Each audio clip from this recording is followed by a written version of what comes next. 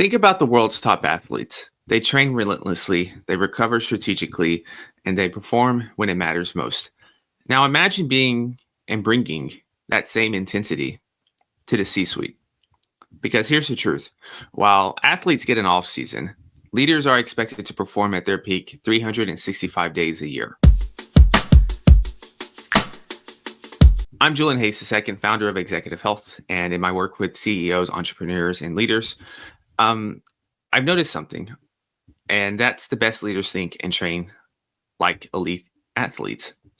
And so today I figured to break down 4 game-changing pillars that will transform how you approach leadership through the lens of athletic performance. But I want to start with, let me ask you this.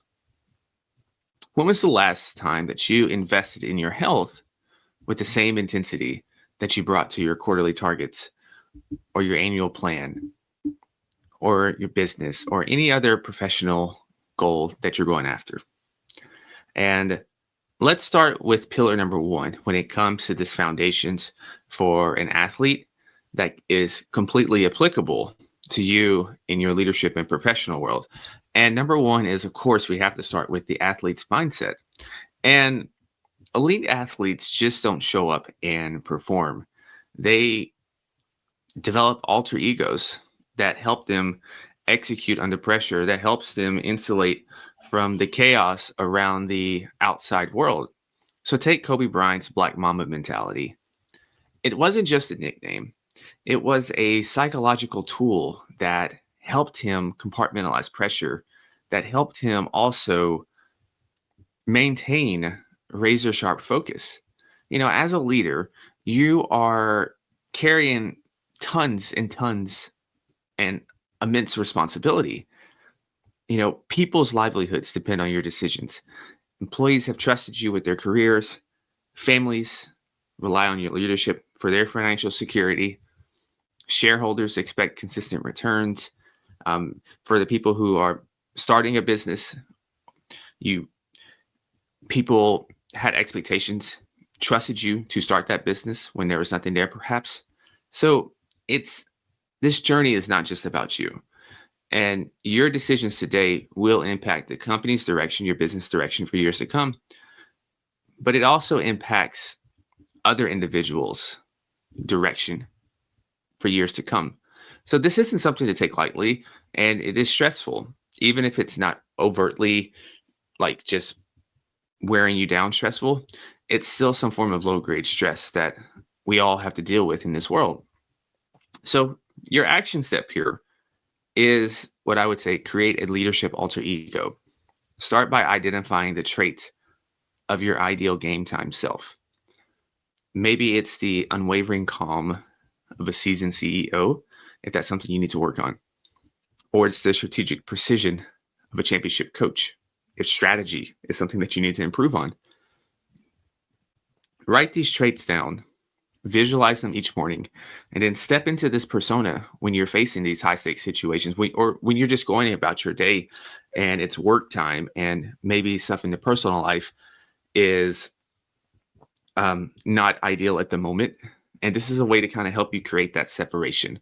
And kind of on an off related topic, when I go work out and maybe the day has been super stressful, I have established little triggers for me. So like I wear a bandana when I run or when I work out now. And what that does is it triggers me that this is just workout time and anything else is left to the wayside. So just like Kobe Bryant developed the Mamba mentality, the Black Mamba, do the same thing here and develop that alter ego. So number 2 is physical preparation. And so your boardroom might not look like a basketball court, but let's not make any mistakes about it. This demands just as much stamina. You know, you have back-to-back meetings. You have international flights, lots of domestic flights as well, probably. You have negotiations, talking with partners.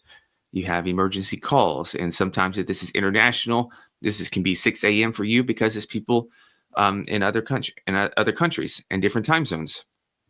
You can be pulled into last minute crisis. This can be personal or professional. You can grind through quarterly board meetings, you managing difficult, challenging stakeholders, dealing with the pressure of hitting growth targets, dealing with publicity, scrutiny, you name it. And this is the equivalent of your championship game. This is the equivalent of your season that is continuous. And so here's what's fascinating. Consistent cardio, of all things, and especially through improving your VO2 max, can directly actually correlate with your ability to handle stress and make better decisions under pressure, because you're building up resilience, you're building up stamina, and you're also helping your longevity. VO2 max, a high VO2 max for your age bracket, is one of the most studied things when it comes to not only increased health span, but also increased lifespan. And so it's not just looking good it's not just looking good in a suit, not just looking good in your blazer, not just looking good in a dress. It's about having a psychological capacity to handle whatever comes your way. Another idea here is wearable tech. This can be your secret weapon. This is pretty much a smaller form of a health checkup every day. And so tracking metrics such as your heart rate variability, your respiratory rate, your sleep quality gives you insights into how well that your body is actually recovering. And this is going to help you fine-tune your routine just as a professional athlete does. So a very easy action step here for this pillar is to, if you haven't already, block out some non-negotiable training time in your calendar and go ahead and put that in advance. If you're at ground zero, start with 3 45-minute sessions per week, combining strength training and cardio, or 3 strength training sessions a week. The other days, maybe have some type of cardio training, high intensity training, and then find some time to get some extra steps in as well each and every day. And use these wearables, as I mentioned, to track your metrics. And think of this as your personal performance dashboard. And so pillar number 3 is strategic recovery. And a lot of times leaders get this wrong here. They push hard Monday through Friday, and then they try to catch up on rest over the weekend. But elite athletes know better than this. They make recovery a daily priority, because growth doesn't just happen during the effort. Growth actually happens during the recovery process. So I want to highlight one of my favorite recovery tools now, and that's the sauna. Regular sauna use has been shown to improve cardiovascular health, reduce all-cause mortality risk, improve brain health, and improve overall mental clarity. And for a CEO, an entrepreneur, a leader, anyone with any sort of significant responsibility, these benefits translate directly to better decision-making, to higher energy levels, to better mobility with less aches and pains, and increased resilience in high-pressure scenarios. And you can add all these things up, and you can say, this is helping your overall executive presence and performance across the board. And so beyond the sauna, though, other strategic recovery tools includes, well, first and foremost, it starts with quality sleep. A lot of times we focus on quantity. Let's think about quality sleep. And sleep is so important.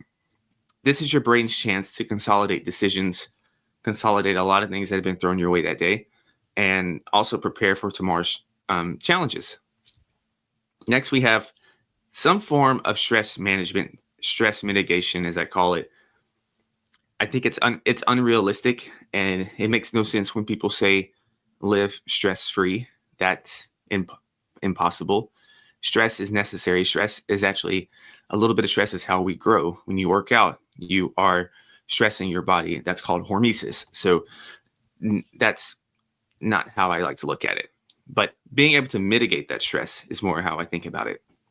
So tools like meditation, cold exposure a little bit can actually help with regulating your nervous system. But I would start with a morning and night meditation session. And active recovery, so light movement, this can be just walking and mobility work. This helps keep your body primed. And so your action step is to choose one of these recovery practices besides sleep. Unless this is something that's just not good for you right now, then start with sleep, of course, and master it this week. And but if you're past sleep, I recommend starting with a sauna and a regular use of it if you haven't already. 15 to 20 minutes can make a significant difference with sauna usage. And recovery is not a luxury. It's actually a performance multiplier and amplifier. So number 4 is the competitive edge. So the best athletes, of course, and the leaders, they all share one thing in common. They have a relentless drive to be better. And so your why might come from various sources. For some people, it's building a legacy for your family. Other people, it's outperforming a competitor. For other people, you're proving someone wrong, someone who doubted you, someone who said something to you that still stings, and you're thinking about them. For other people, it's making a lasting impact on your industry, being a trailblazer, as sometimes people like to say. Other people, and the other one is maybe it's simply proving to yourself that you're capable of more. Whatever the case, even if it's something that's a mixed match of those, it's very good to keep that top of mind to really know what drives you. And this is something that Michael Jordan understood. Sometimes identifying enemies, and I put that in quotations for those who are listening, this can fuel your drive. These aren't necessarily people. This could be a limiting belief, inconsistency, complacency, an ideal, something that you stand for that is threatened. Enemies can come in all shapes and forms. For example, one of my personal enemies was inconsistency, and targeting it helped me stay focused on my goals. So this action step here, I want you to define both your why and define your enemies. Write them down where you'll see them daily. Keep them top of mind, fresh of mind every single day. Use them as reminders that your fitness isn't just about you.